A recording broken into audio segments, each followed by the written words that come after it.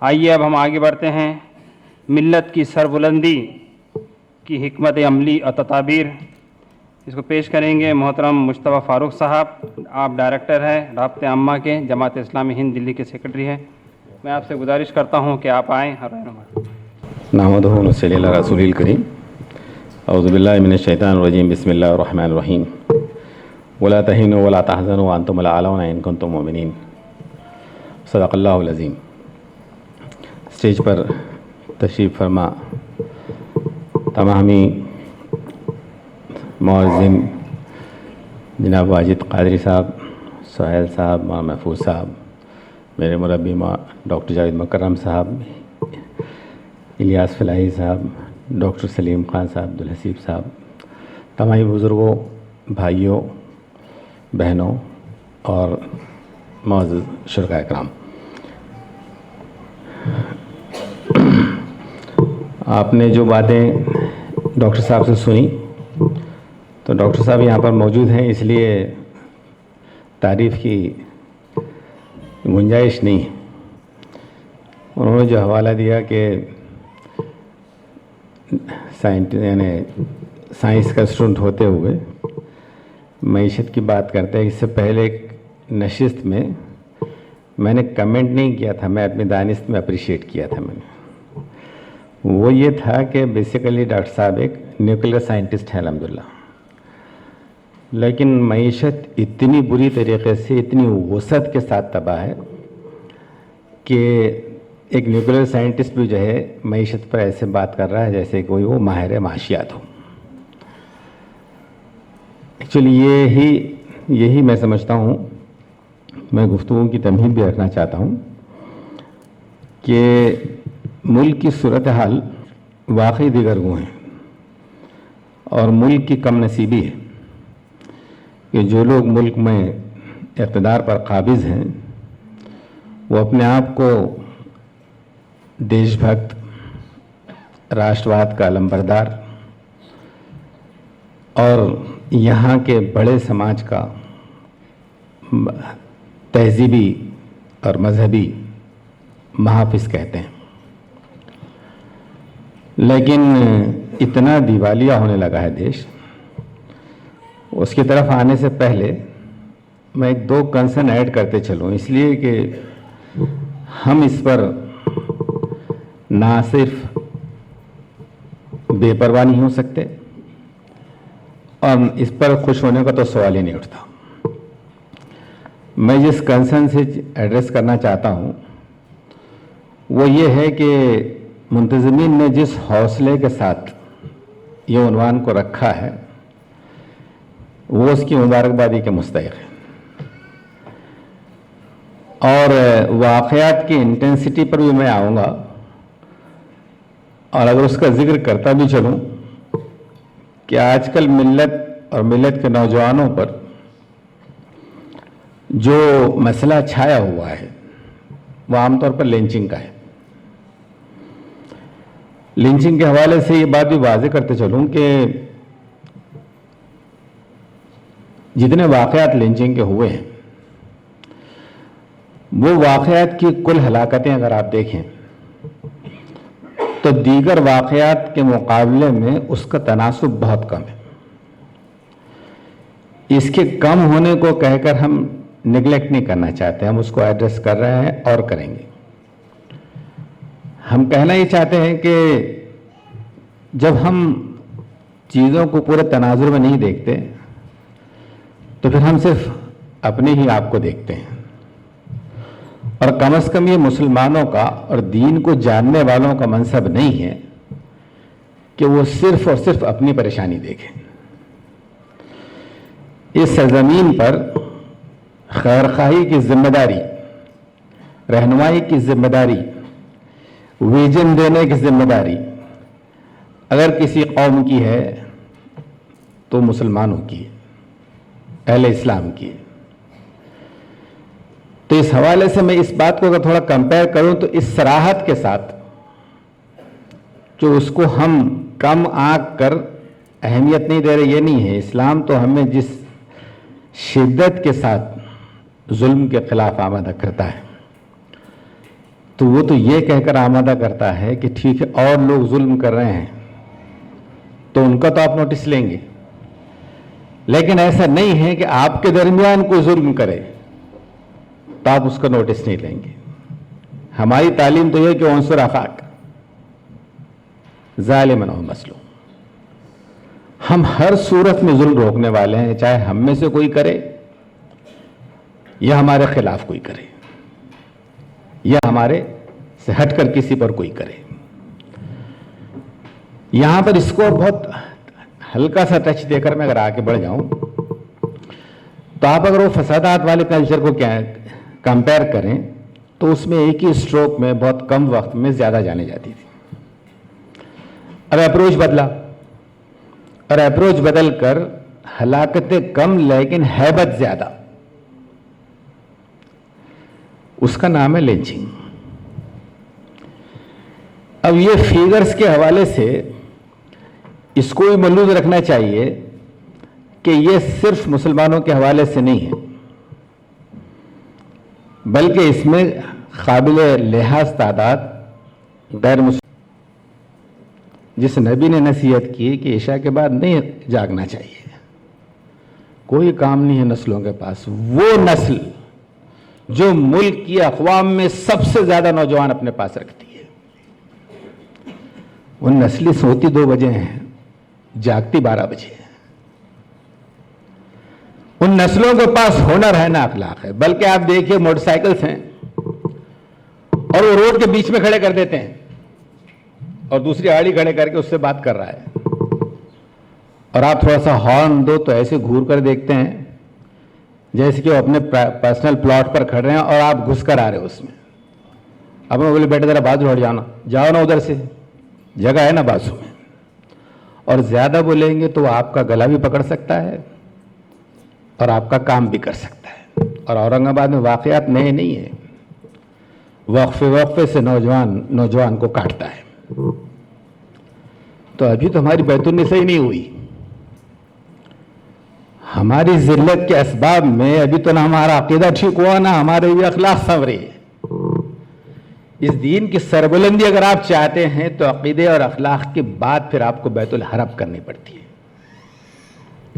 اور بیت الحرم میں کیا ہوا؟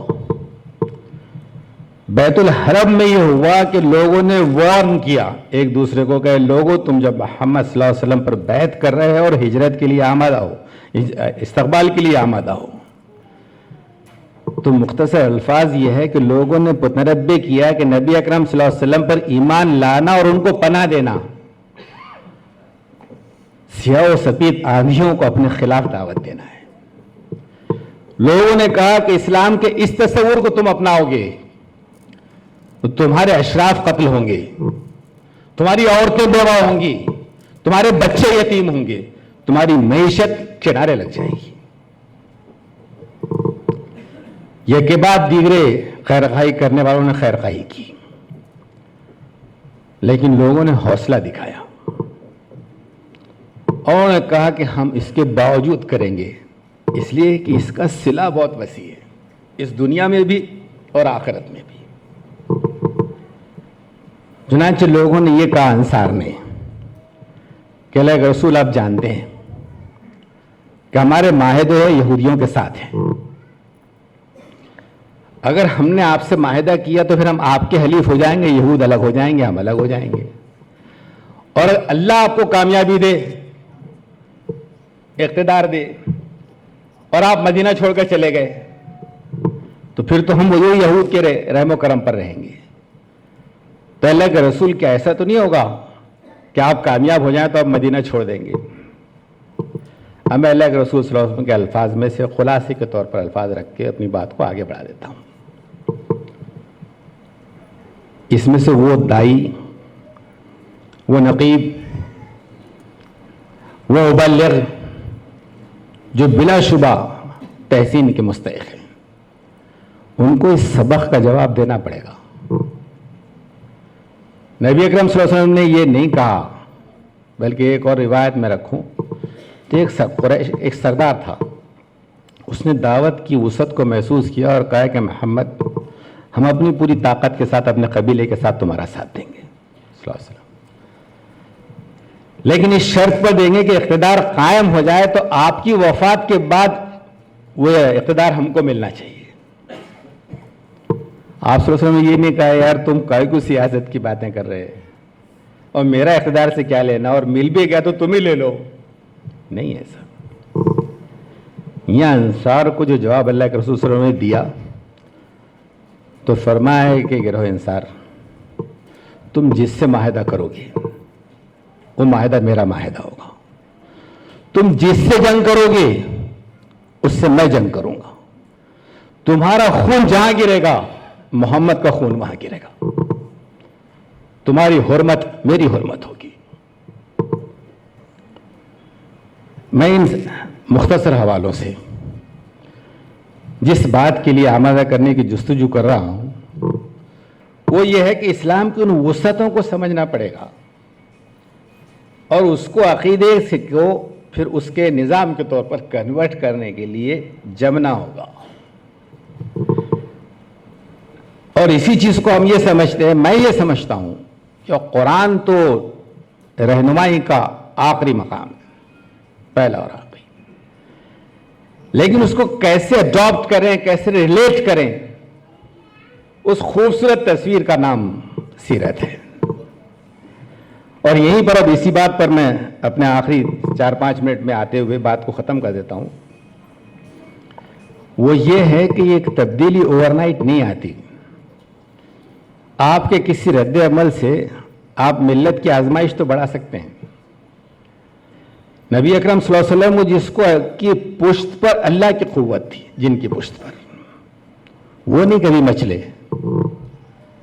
وہ ساری حکمت بتاتی ہے کہ اگر آپ کہیں اس پوزیشن میں نہیں ہیں کہ آپ چیزوں کو انفلوئنس نہیں کر سکتے, فیس نہیں کر سکتے, تو آپ اپنے آپ کو اس طریقے سے ریسٹور کرو, اتنا ڈیولپ کرو کہ کل دن ایسے آئیں کہ بعد میں پھر وہ لوگ کھڑے رہے ہیں جن کو آپ مجرم سمجھتے ہیں, چاہے وہ سب کھڑے رہیں. کہنے کے لیے اگر میں یہ بھی کہوں کہ مودی جی بھی کھڑے رہے ہیں, اڈوانی جی بھی کھڑے رہے ہیں, اور فلاں بھی کھڑے رہے اور فلاں بھی کھڑے رہے, اور وہ پوچھیں کہ آج مکہ کا دن ہے, آج بتائیے ہمارے ساتھ آپ کیا سلوک کریں گے؟ یا ان سے پوچھا گیا کہ آپ بتائیں کیا کیا جائے آپ کے ساتھ؟